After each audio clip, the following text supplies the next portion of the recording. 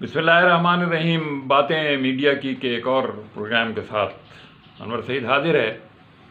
آج ایک کتاب پر بات کریں گے، اور یہ کتاب منٹو کی ہے، لیکن یہ سعادت حسن منٹو کی بات نہیں ہے، یہ عابد حسن منٹو کی بات ہے۔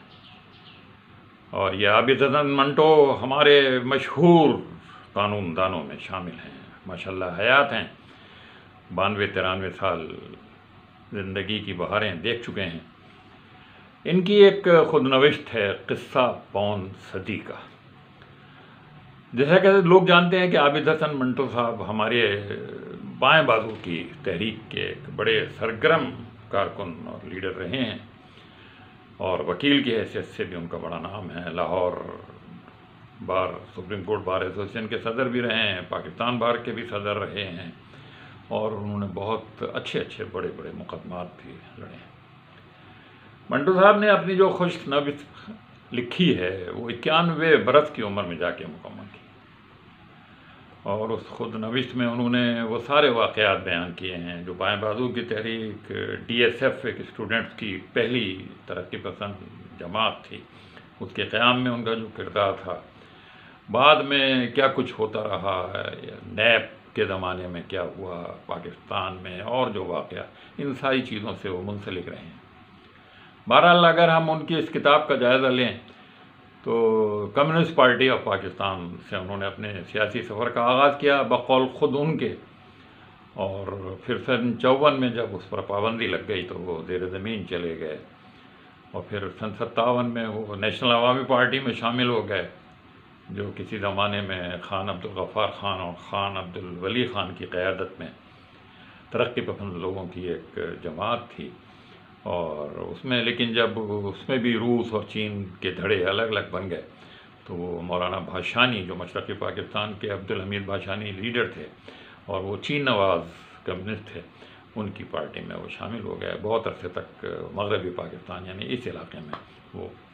پھر جب ان چیزوں سے بھی بیدار ہو گئے تو پھر انہوں نے پاکستان سوشلسٹ پارٹی یعنی ایسٹ پاکستان کی علیحدگی کے بعد وہ بنائی، پھر ایک عوامی ورکرز پارٹی بنائی، وہ اس کے صدر بنے۔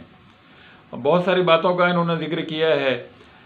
سن 51 میں D S F Democratic Student Federation بنائی تھی، جو نیشنل اسٹوڈنٹ فیڈریشن سے پہلے کی بائیں بازو کے لوگوں کی جماعت تھی، اور ڈی ایس ایف نے اس زمانے میں آزادیوں کے لیے، طلباء کے مسائل کے حل کے لیے، طلباء کے حقوق کے لیے بہت آواز اٹھائی تھی، اور اس کو ماننا پڑے گا۔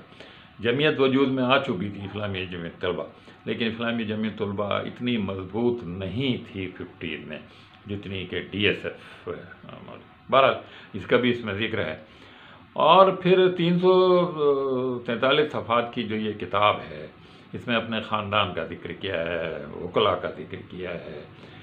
انہوں نے پھر جو دوسرا اپنا ایسے فیصلے جن کے بہت سی پاکستان کی سیاست پہ دور رس اثرات مرتب ہوئے ہیں، ان کا ذکر کیا ہے۔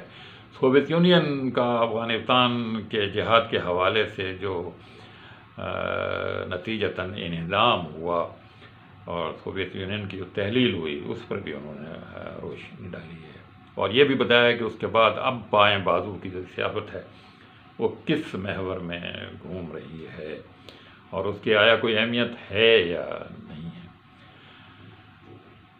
شروع میں جب وہ پاکستان کمیونسٹ پارٹی میں تھے تو انہوں نے اس زمانے میں جو راول پنڈی سازش کیس ہے، وہ اس زمانے کا واقعہ ہے، اس کا ذکر کرتے ہوئے انہوں نے کہا ہے کہ یہ کچھ فوجیوں نے یہ سازش تیار ضرور کی تھی، لیکن پاکستان کمیونسٹ پارٹی نے اس سازش کی حمایت نہیں کی تھی، بلکہ اسے ایک کچا انقلاب قرار دیتے ہوئے اپنے آپ کو اس سے بری کر لیا تھا۔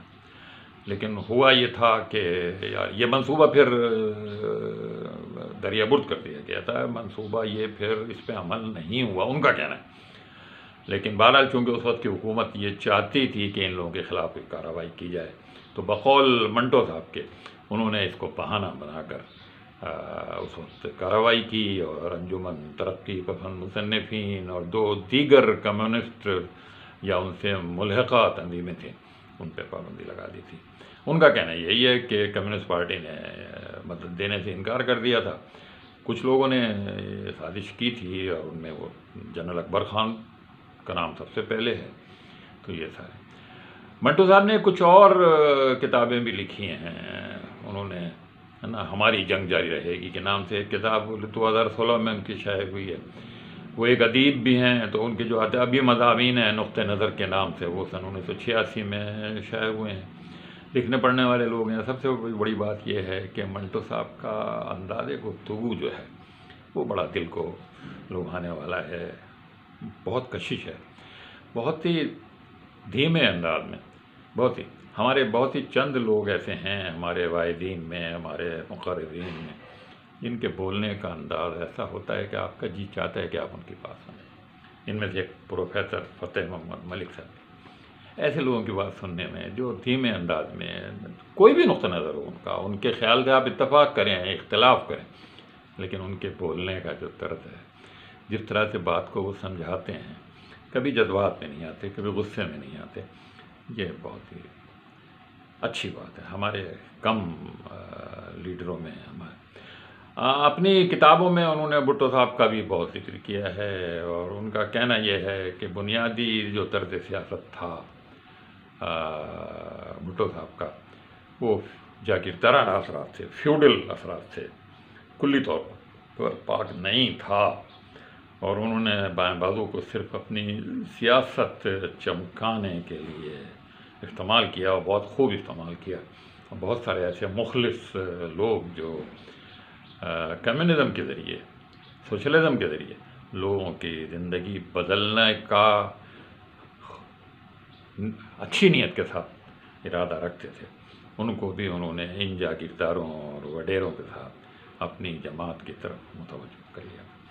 اور کہتے ہیں ان کی سیاست ایک پاپولر سیاست تھی. پاپولر سیاست تو وہی ہوتی ہے جیسا موقع دیکھا, جیسے رجحان دیکھا, اس طرح کی بات کر دی. تو بہرحال اس زمانے کے لحاظ سے جو بھی تقاضے تھے انہوں نے اس طریقے سے. وہ ایک بات اور کہتے ہیں, یہ کہاں تک صحیح ہے, وہ کہتے ہیں کہ بھٹو صاحب نے اپنے دور میں جو سیکولر قوتیں تھیں ان کو مدد نہیں پہنچائی, ان کو فائدہ نہیں پہنچایا. یہ دوسروں کی رائے سے مختلف رائے, بلکہ ان کو دیوار سے لگانے کی کوشش کی, اور اس کا جو ریزلٹ تھا, جو نتیجہ تھا, وہ پھر غیر جمہوری قوتوں کو اس سے قوت ملی ہے ایسا کرنے سے. یہ بھی ان کا خیال ہے. بہرحال یہ بڑی پڑھنے کی کتاب ہے منٹو صاحب کی, خود نوشت بھی اور دیگر کتابیں. انور سید کو اجازت دیجیے. اللہ حافظ.